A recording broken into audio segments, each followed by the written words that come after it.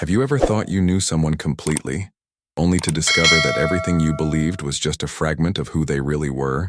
Have you ever stood at the grave of someone you loved more than life itself and realized that their story was so much bigger than the one you were living? That's exactly what happened to me on a gray October morning that would change everything I thought I knew about my daughter, about love, and about the secrets we keep even from those closest to us. My name is Sarah, and this is the story of how a stranger's tears at my daughter's grave revealed a truth so profound that it forced me to question every memory, every conversation, every moment I thought I understood.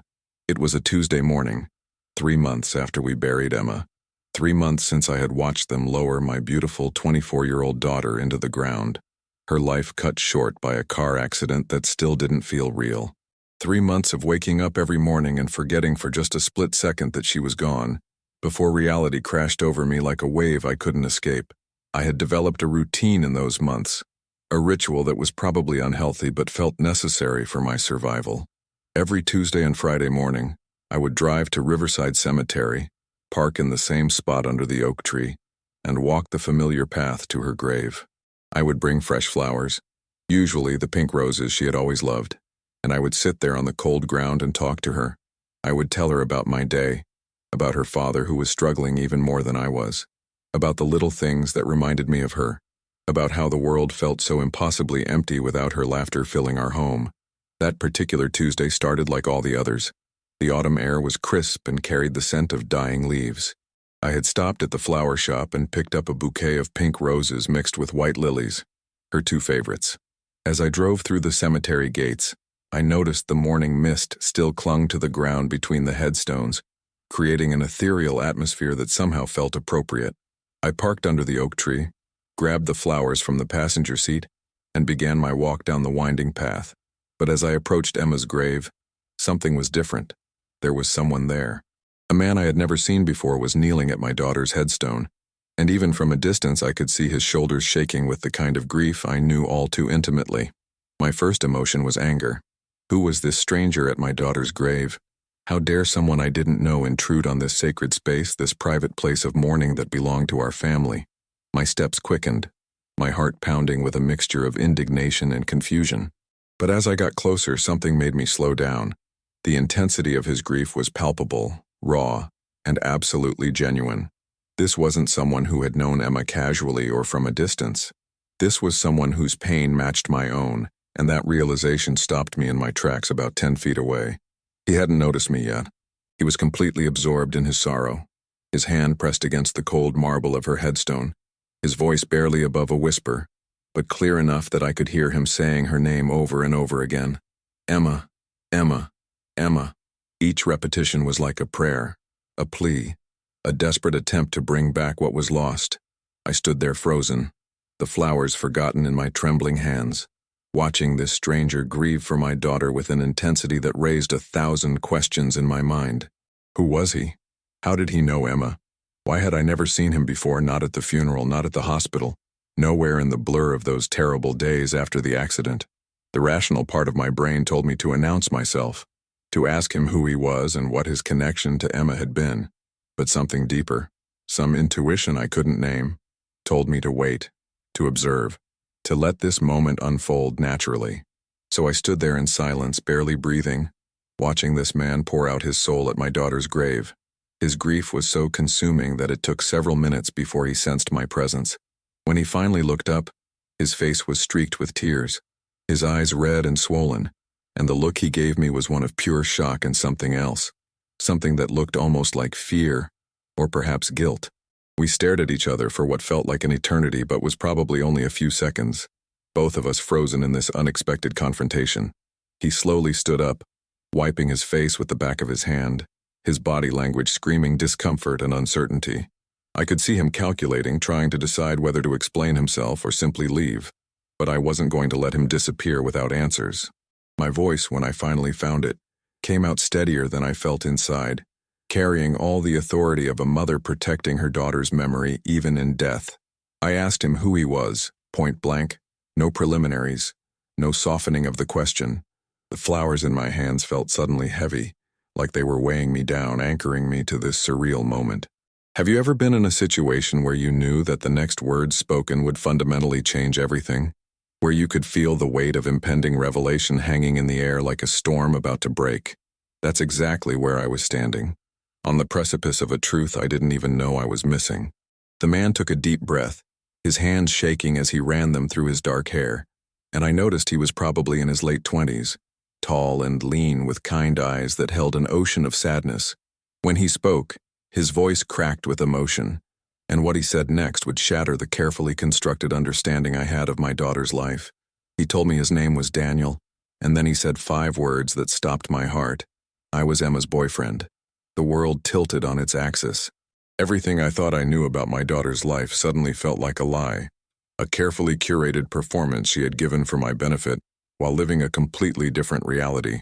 Emma had a boyfriend, a serious boyfriend who grieved for her with the depth of someone who had shared intimate parts of her life, and I, her mother who thought I knew everything about her, had never even heard his name. The flowers slipped from my fingers and fell to the ground, the pink roses scattering across the grass like drops of blood. I must have made some sound, some gasp or cry, because Daniel stepped forward instinctively, his hand reaching out as if to steady me, but then stopping midway, unsure if he had the right to touch me, to offer comfort when he was the bearer of such shocking news. My mind was racing, spinning through every conversation I had had with Emma in the last years of her life, searching desperately for any mention of a Daniel, any hint that she had been in a serious relationship. But there was nothing, absolutely nothing. Emma had always been somewhat private about her romantic life, but I had assumed that was just her personality, her way of maintaining independence. I had never imagined that she was actively hiding someone so important from us, from me. The questions exploded out of me like a dam breaking. I demanded to know how long they had been together, why she had never mentioned him, why he hadn't been at the funeral, how it was possible that her own mother didn't know about the man she loved. Each question came out more desperate than the last, my voice rising with a mixture of grief and betrayal that I had never expected to feel toward my daughter. Daniel stood there taking the barrage of my questions, letting me vent all the confusion and hurt that was pouring out of me. When I finally ran out of words, when the questions dissolved into tears I couldn't hold back anymore, he waited patiently for me to collect myself. Then, with a gentleness that reminded me painfully of Emma herself, he asked if I would like to sit down, to let him explain everything, to help me understand why Emma had made the choices she made. We sat together on the cold ground beside her grave, 2 strangers united by our love for the same person, both of us about to embark on a conversation that would redefine everything. Daniel began to speak, and his words painted a picture of my daughter that was both familiar and completely foreign. He told me they had met 4 years ago at a volunteer program for underprivileged children, something I had known Emma was involved in but had never fully understood the scope of. They had started as friends, bonding over their shared passion for helping kids who had been dealt a difficult hand in life. The friendship had slowly, naturally evolved into something deeper, something neither of them had expected, but both had embraced completely. According to Daniel, they had been together for 3.5 years, living separate lives publicly, but sharing a deep, committed relationship privately. 3.5 years. I felt sick to my stomach. 3.5 years of my daughter's life that I knew nothing about, that she had deliberately kept hidden from me, from her father, from everyone in our family. Daniel could see the pain his words were causing me, and he paused, giving me time to process before continuing. But I needed to know more, needed to understand why my daughter, who had always been so open with me about everything, had chosen to hide this massive part of her life. I asked him directly why she had kept him a secret, my voice barely above a whisper because I wasn't sure I was ready for the answer. What he told me next broke my heart in a completely different way than her death had. Daniel explained that Emma had desperately wanted to tell us about him, but she had been terrified of our reaction, not because there was anything wrong with their relationship, but because of what he represented, the life path Emma had chosen that she knew we would never approve of. You see, Emma had graduated from college with a degree in business administration, a degree her father and I had been so proud of, a degree that was supposed to lead her to a successful corporate career. We had such clear visions for her future, a good job with a prestigious company, financial stability, a traditional path to success. But that wasn't what Emma wanted. After graduation, She had made a choice that she knew would disappoint us. Instead of pursuing the corporate opportunities that were available to her, she had taken a position with a small nonprofit organization that worked with at-risk youth in disadvantaged communities. The pay was minimal, barely enough to cover her modest apartment and basic expenses. But according to Daniel, it was the work that made her feel alive, that gave her purpose and fulfillment in a way that no amount of money or prestige ever could. She had never told us about this choice because she couldn't bear the disappointment she knew we would feel, couldn't handle the inevitable conversations about wasting her potential and throwing away opportunities. So she had lied, created an elaborate fiction about working for a marketing firm, kept her real passion hidden from the people who loved her most. And Daniel was part of that hidden life, that authentic existence she had carved out for herself, away from our expectations and judgments. As he spoke, I felt like I was meeting my daughter for the first time, seeing her not as the person I had projected my hopes and dreams onto, but as the independent woman she had become, with her own values, her own priorities, her own vision for what a meaningful life looked like. The realization was crushing and enlightening all at once.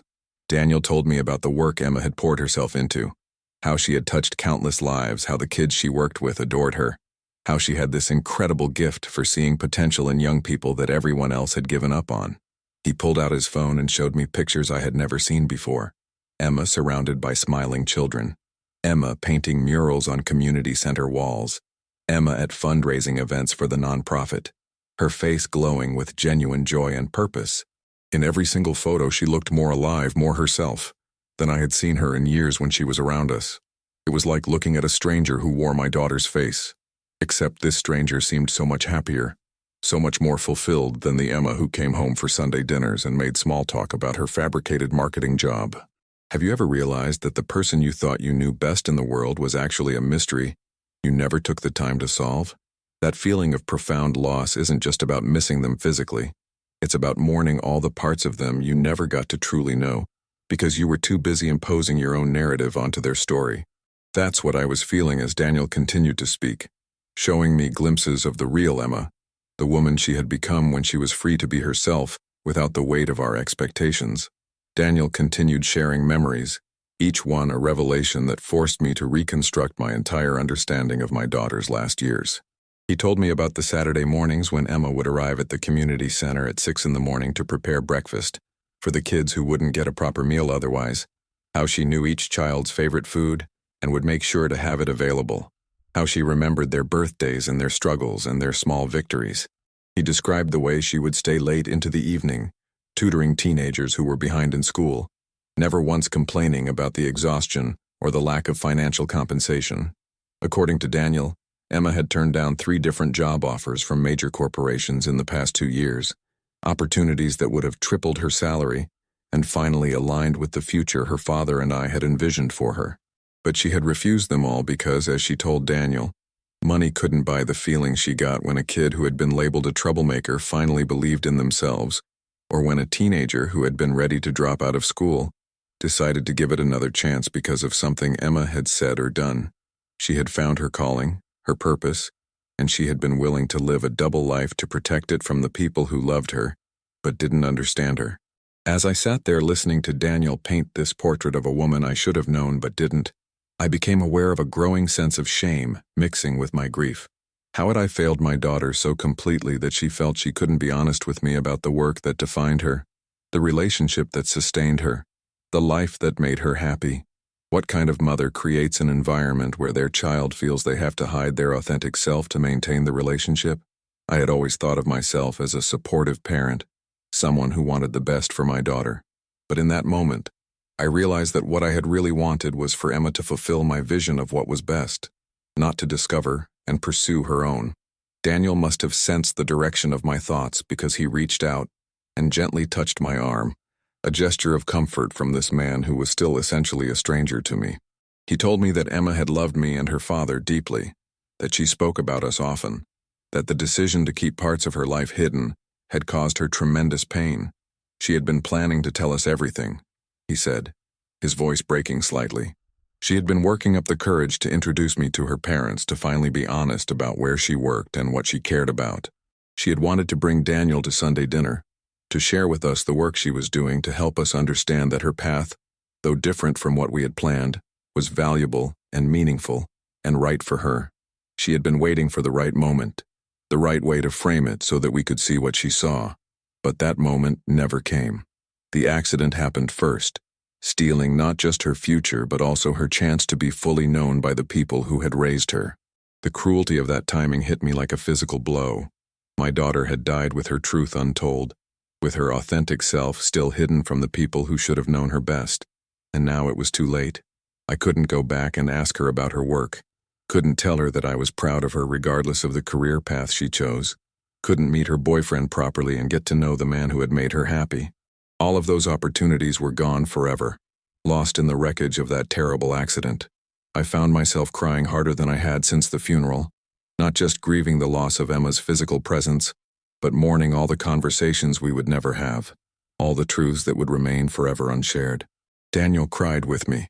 This man who had lost his partner, his best friend, his future, and who had carried that grief alone because he didn't even have the right to publicly mourn, couldn't attend her funeral without revealing secrets that weren't his to tell, couldn't seek comfort from the community of people who had known and loved Emma because he was part of the hidden half of her life. We sat there together for a long time, two people bound by love for someone who was gone, both of us grappling with the complicated mixture of grief and regret and love that comes when you lose someone before you really knew them. Eventually, I found my voice again and asked Daniel to tell me more, tell me everything about Emma that I had missed. And he did. He told me about their first kiss, which happened on a rainy Thursday evening after they had spent 6 hours helping to clean up a vandalized community center, both of them exhausted and paint-splattered, and suddenly aware that their friendship had become something deeper. He told me about the small traditions they had developed. Sunday morning hikes when Emma told us she was working on marketing proposals, monthly volunteer trips to nearby cities to help other nonprofits, quiet evenings cooking dinner together in his apartment while discussing their dreams for expanding the programs they worked on. He told me about the way Emma laughed when she was truly happy, a full-bodied laugh that was different from the polite chuckle she used at family gatherings. He told me about her fears and insecurities, how she worried constantly about disappointing us, how she sometimes wondered if she was being selfish by choosing meaningful work over financial security, how she struggled with the exhaustion of maintaining two separate versions of herself. Daniel painted such a complete picture of Emma's inner life that I felt like I was seeing her in full color for the first time after years of viewing her in grayscale. Every detail he shared was another piece of the puzzle, another fragment of my daughter's true self that I had been missing. And with each revelation, I felt the complicated weight of maternal failure. How had I made my daughter feel so unable to share her authentic life with me? When had I become someone she needed to hide from rather than confide in? The questions haunted me, even as I hung on every word Daniel spoke. As the morning stretched into afternoon, Daniel and I remained at Emma's grave, locked in this strange intimacy that grief and revelation create. He told me about the last day he saw Emma alive, just hours before the accident. They had been at the community center finishing up a weekend program for elementary school kids. Emma had been in an exceptionally good mood that day, according to Daniel, because one of the mothers had pulled her aside to thank her for the impact she had made on her son, a quiet boy who had started speaking up in class and making friends because of the confidence Emma had helped him build. That kind of feedback, those moments of visible impact, were what fueled Emma's passion for the work. Daniel said she had been glowing with purpose and satisfaction as they left the center that evening. They had gone to dinner at a small Vietnamese restaurant they frequented, and over pho and spring rolls Emma had told him that she had decided the time had come to tell us everything. She was tired of hiding, tired of living a divided life, ready to risk our disappointment if it meant she could finally be whole and honest with everyone she loved. She had been planning to come to Sunday dinner that week, just 2 days after the accident, and she was going to bring Daniel with her and tell us everything, her job, her relationship, her real life. She had been nervous, but determined, ready to finally bridge the gap between who she was pretending to be and who she actually was. But she never made it to that dinner. On her way home from dropping Daniel off at his apartment, her car was hit by a drunk driver running a red light. She died instantly, according to the police report. One moment she was alive, probably thinking about the conversation she would have with us, mentally preparing her words, imagining our reactions, and the next moment she was gone, All of those plans and hopes and truths dying with her. Daniel's voice was hollow as he recounted this, the weight of knowing that they had been so close to the truth finally coming out, that Emma had been just days away from being able to live authentically with everyone she loved. The timing was cruel in a way that felt almost cosmically unfair. As I listened to him describe that last evening, I found myself wondering what I would have said if Emma had walked through our door with Daniel, if she had sat down at our dining room table and told us the truth about her work and her life. Would I have been angry? Disappointed? Would I have said things I couldn't take back? Or would I have surprised myself and her by finding it in myself to understand, to support, to accept that her path was different from mine but no less valuable? I would never know, and that uncertainty was its own kind of torture. Daniel reached into his jacket pocket and pulled out a small envelope, worn and creased as if it had been handled many times. He told me that Emma had written a letter to us, to her parents, that she had planned to give us at that Sunday dinner. She had written it weeks before, revising it multiple times, trying to find the right words to explain herself, to help us understand her choices. After the accident, Daniel had found the letter in Emma's apartment when he went there to gather some of her things before her landlord cleared the place out. He had kept it, he said, uncertain whether he should deliver it or if it would cause more pain than comfort. But now, meeting me here at her grave, it felt like the right moment to pass it along. He handed me the envelope with trembling hands, and I took it with equal trembling. Emma's handwriting on the front spelling out the words Mom and Dad in her familiar script.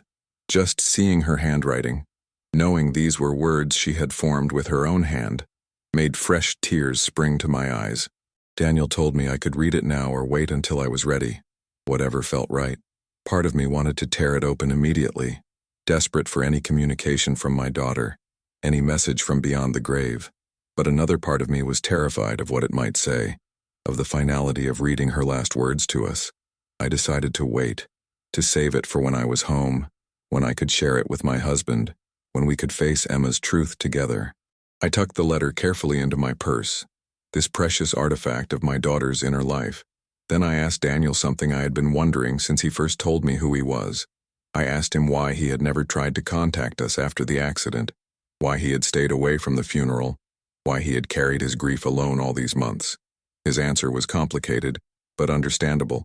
He explained that without Emma there to introduce them properly, without her voice to explain their relationship and the context of her hidden life, he had felt he had no right to insert himself into our mourning. He worried that his presence would only cause confusion and pain, that we would question who this stranger was and why he was claiming such a close connection to our daughter. He had attended the funeral, he admitted, but from a distance, standing at the back of the church where no one would notice him, watching as we said goodbye to Emma without being able to step forward and claim his place as someone who had loved her deeply. After the funeral, he had come to her grave regularly, usually very early in the morning when he knew he would be alone, when he could grieve without having to explain himself to anyone. This was actually the first time he had come during the day, the first time he had deviated from his carefully planned visits. He had taken a risk, and it had led to this unexpected meeting, this painful but necessary conversation.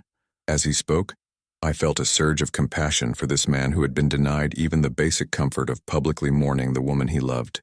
He had lost Emma just as completely as we had, but he had done it in isolation, without the support of friends and family, without the rituals and ceremonies that helped the living process death.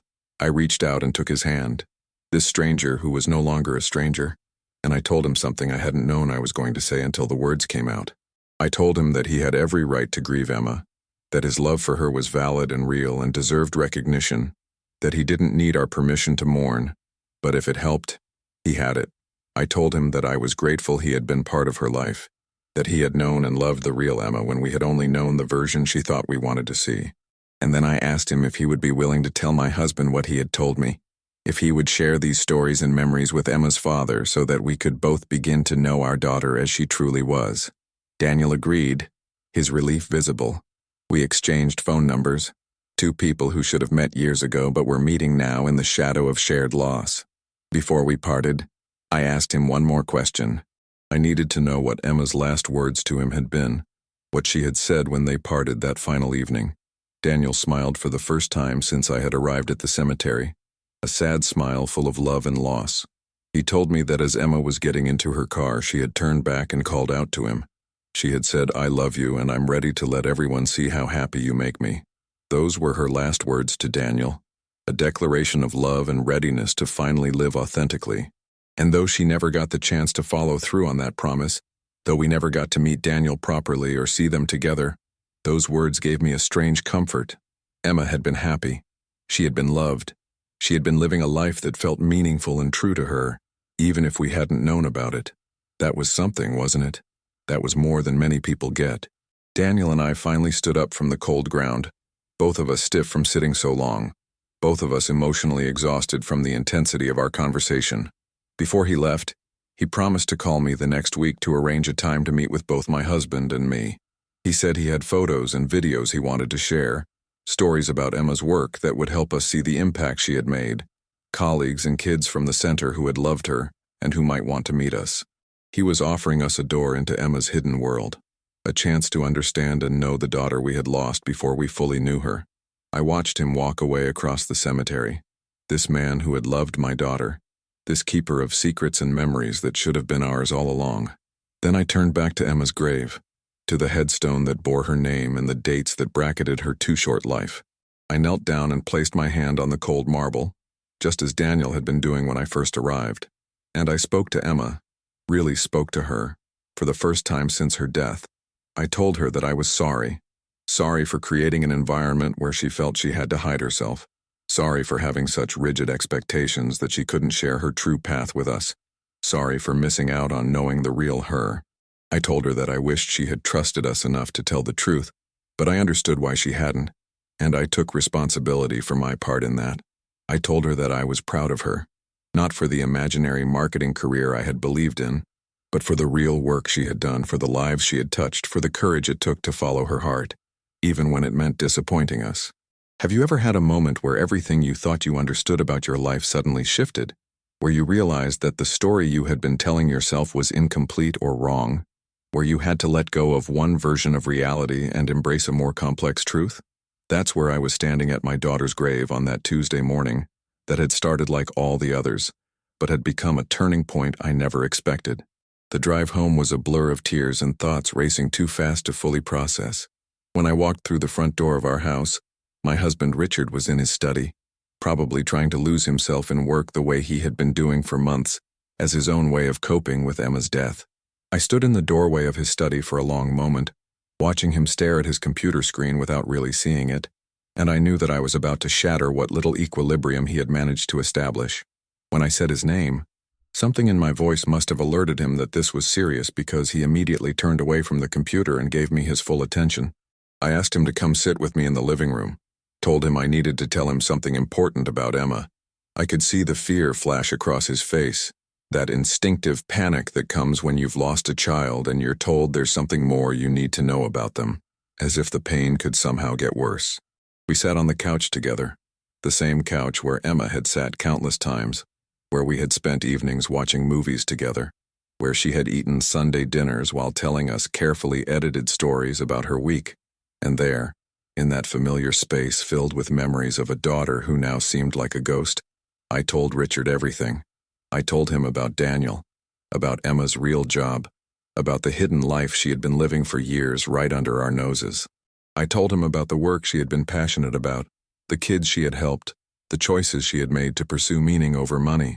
I watched as confusion gave way to shock gave way to hurt, and hurt gave way to the same complicated mixture of grief and guilt and love that I was feeling. Richard, who had always been so proud of Emma's business degree, who had helped her with her resume and job applications, who had believed he was watching his daughter build a successful career, was faced with the reality that none of it had been real. His daughter had been living a lie, and he had never suspected, never questioned, never saw past the carefully constructed facade she had presented.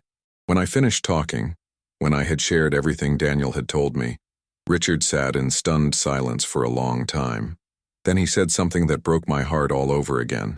He said that maybe she had been right to hide it from us, that maybe we would have reacted badly, would have tried to talk her out of it, would have made her feel small for choosing a path that didn't align with our middle-class aspirations of financial security and professional prestige.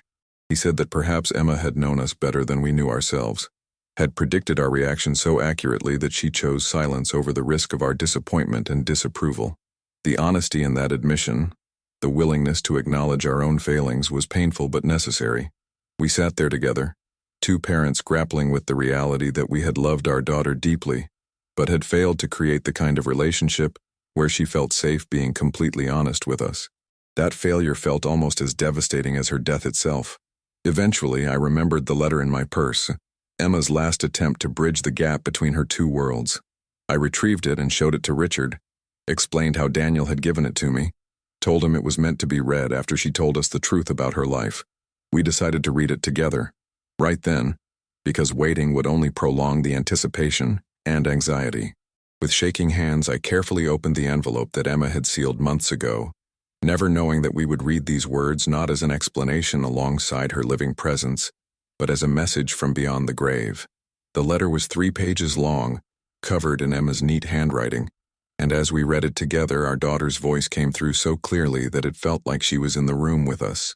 She started by apologizing for the deception, for lying about her job and her relationship, for keeping so much of her life hidden, but then she explained her reasoning with a clarity and emotional honesty that we had rarely heard from her in person.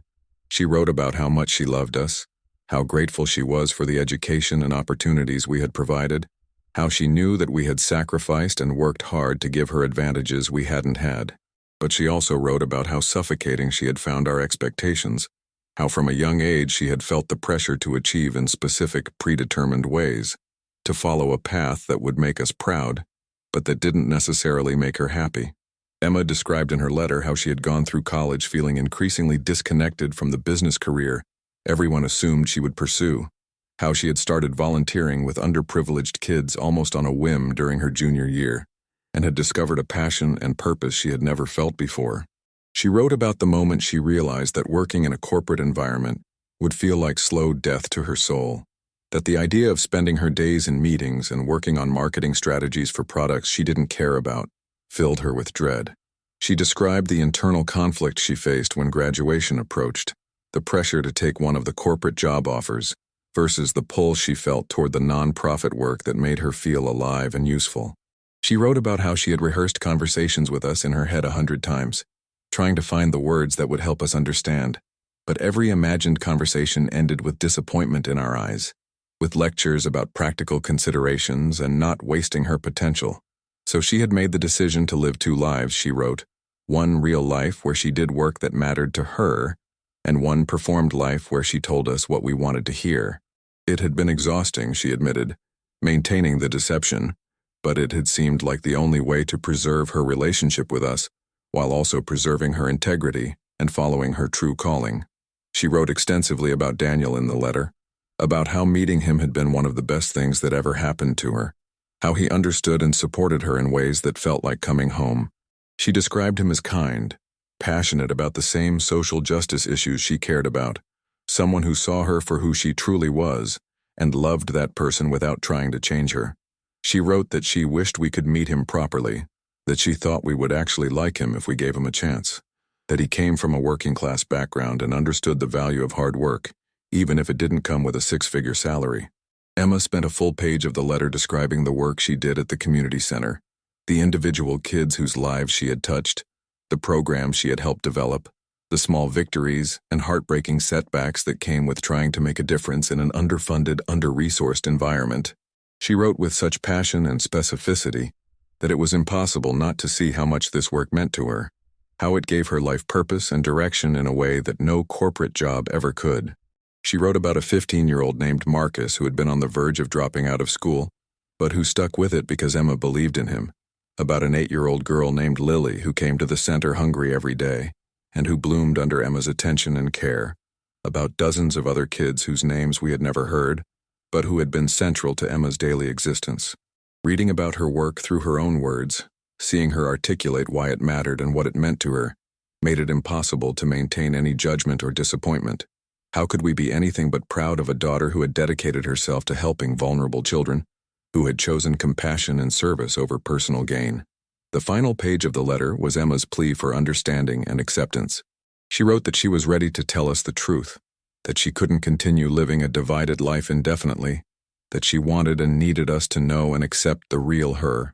She acknowledged that we might be angry or hurt by the deception, might not understand her choices right away, but she hoped that with time we could see that she had found her path, that she was happy and fulfilled, and that our approval, while deeply desired, couldn't be the primary factor in how she lived her life. She wrote that she would always be our daughter, would always love us, but that she was also her own person with her own values and priorities, and she needed us to respect that even if we didn't fully understand it. The letter ended with a sentence that brought fresh tears to both our eyes. Emma had written, "I hope that when you meet Daniel and see the work I do, you'll understand that I'm not throwing away the education and opportunities you gave me. I'm using them in a different way than you imagined, and I hope you can be proud of that, proud of me, for who I actually am rather than who you wanted me to be." There it was, the heart of everything, the fundamental disconnect between the daughter we had envisioned and the daughter who had actually grown up. We had been so invested in our dreams for Emma that we had failed to see and support the dreams she had for herself.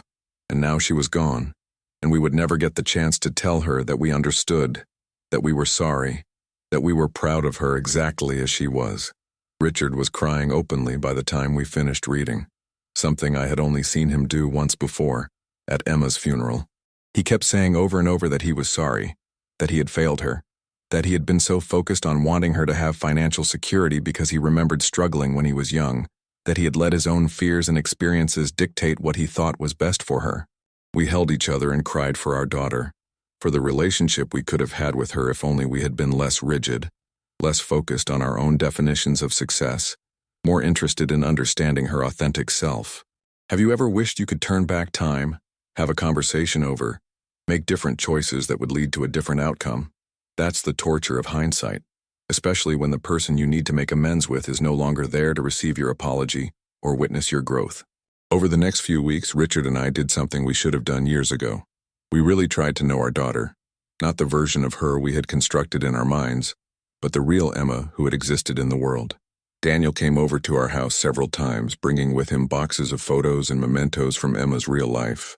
He brought colleagues from the community center, men and women who had worked alongside Emma and who shared stories of her dedication, her creativity and problem-solving, her ability to connect with even the most difficult or traumatized children. Each person who had known the real Emma painted a picture of someone extraordinary, someone whose impact rippled out far beyond what we had ever imagined. We met some of the kids Emma had worked with, teenagers who came to our house nervously but wanted us to know what Emma had meant to them. A 17-year-old girl named Jasmine told us through tears that Emma was the first adult who had ever really listened to her, who had helped her believe she could go to college even though no one in her family ever had. A 16-year-old boy named Terrence said that Emma had saved his life, not metaphorically but literally, because she had noticed signs that he was being abused at home and had gotten him into protective services, and eventually a safe foster placement. Story after story, testimony after testimony, we began to understand the scope of what Emma had accomplished in her short life, the legacy she had left behind that we had known nothing about. Daniel also brought us to the community center, walked us through the space where Emma had spent so much of her time, showed us the art projects on the walls that she had supervised, the library she had organized with donated books, the garden outside that she had helped the kids plant and tend. The director of the center, a woman named Patricia who had worked with Emma for 3 years, told us that Emma had been one of the best youth advocates she had ever seen, that she had a gift for seeing potential in kids that others had written off, that her leaving had created a hole in their program that they were still struggling to fill. Patricia said something that stayed with me. She said that Emma had once told her that the greatest privilege of her life was getting to witness young people discover their own strength and worth, that she felt like she was exactly where she was supposed to be doing exactly what she was supposed to do. That sense of purpose, that certainty about her path was something we had never seen in Emma when she was at home with us, and that realization was both beautiful and heartbreaking. As Richard and I learned about Emma's real life, we also began to examine our own values and assumptions. We had been so certain that financial security and traditional career success were the most important things, that we were helping Emma by pushing her in that direction. But we had been operating from our own fears and limitations, not from a place of truly understanding what would make her happy and fulfilled. We had to confront the uncomfortable truth that our love for Emma had been conditional in ways we hadn't recognized, conditional on her meeting our expectations, and following the path we had laid out for her. That kind of conditional love, no matter how well-intentioned, had created an environment where Emma felt she couldn't be honest with us, couldn't share her true self without risking our approval and acceptance. Richard started volunteering at the community center one afternoon a week, working with some of the same kids Emma had worked with, trying to understand what had called to her so strongly. I started a scholarship fund in Emma's name for young people pursuing careers in social work and nonprofit management, trying to honor her values and support others who wanted to follow the kind of path she had chosen. These actions couldn't bring her back or undo the years of misunderstanding, but they felt like small steps toward aligning ourselves with who Emma had actually been, rather than who we had wanted her to be. Daniel became a regular presence in our lives, and slowly he stopped being the stranger who had revealed our daughter's secrets and became the son-in-law we never got to have, the keeper of memories and stories that helped Emma stay alive in our hearts in a more complete way. He would come for Sunday dinner sometimes, and we would talk about Emma, sharing memories from different perspectives, piecing together a fuller picture of her life. Daniel's grief and ours intersected and supported each other, creating a bond forged in shared loss but also in shared love for an extraordinary woman. Months after that first meeting at the cemetery, Daniel told us something that he had been holding back, unsure if we were ready to hear it. Emma had been planning to propose to him. She had been saving up for a ring, had been researching marriage proposal ideas, had been planning to ask him to marry her after she finally told us about their relationship, and hopefully received our blessing. She wanted to do it right, Daniel said, wanted us to be part of their engagement and wedding, wanted to integrate the two halves of her life before making that final commitment, but she never got the chance. Another dream deferred, another future stolen by that drunk driver who ran a red light and changed everything in an instant. The knowledge that Emma had been planning a future with Daniel, that she had been moving toward a life where she could be fully herself with everyone she loved, made her death somehow even more tragic. She had been so close to the happiness and wholeness she deserved. A year after Emma's death, the community center organized a memorial event in her honor, and they invited Richard and me to speak. Standing in front of a room full of people who had known the real Emma, seeing the faces of children and teenagers she had impacted, meeting parents who credited her with turning their kids' lives around, I felt a complicated mixture of pride and regret. Pride that Emma had done such meaningful work, that she had made such a significant difference in people's lives. Regret that we had missed it, that we hadn't been able to celebrate her accomplishments while she was alive, that our narrow definition of success had blinded us to the extraordinary human being our daughter had become. In my speech, I talked about how I had thought I knew Emma completely, had thought I understood who she was and what she wanted, but that I had been wrong. I talked about how losing her had taught me that love means accepting people as they truly are, not as we want them to be, that the greatest gift we can give someone is the freedom to be authentic, even when that authenticity doesn't align with our expectations. I talked about how Emma's hidden life, once revealed, had shown me what real success looks like. Not a high-paying job or a prestigious title, but work that makes a difference. Relationships built on genuine understanding. A life lived with integrity and purpose. I apologized to Emma's memory for not creating a safe space for her truth while she was alive, and I encouraged the young people in the room to find adults in their lives who would accept and support them for who they truly were, to not make the mistake Emma made of hiding their authentic selves to please others. Richard spoke about how he had been so focused on wanting to protect Emma from financial struggle, having experienced it himself, that he had failed to see that there are many kinds of poverty, and that emotional and spiritual poverty are just as damaging as material poverty. He talked about how getting to know the real Emma through Daniel and her colleagues and the kids she worked with had changed him, had made him rethink his own priorities and values, had made him a better person even as it broke his heart that this growth came too late for Emma to witness. After we spoke, several of the teenagers Emma had worked with shared their own memories and feelings. They talked about her kindness, her ability to make them feel seen and valued, her refusal to give up on them even when they had given up on themselves. One young man named Marcus, who Emma had mentioned in her letter, stood up and said that he was graduating high school in a few months, something that would never have happened without Emma's support and encouragement. He dedicated his graduation to her memory and to the parents who were learning to see what their daughter had really accomplished.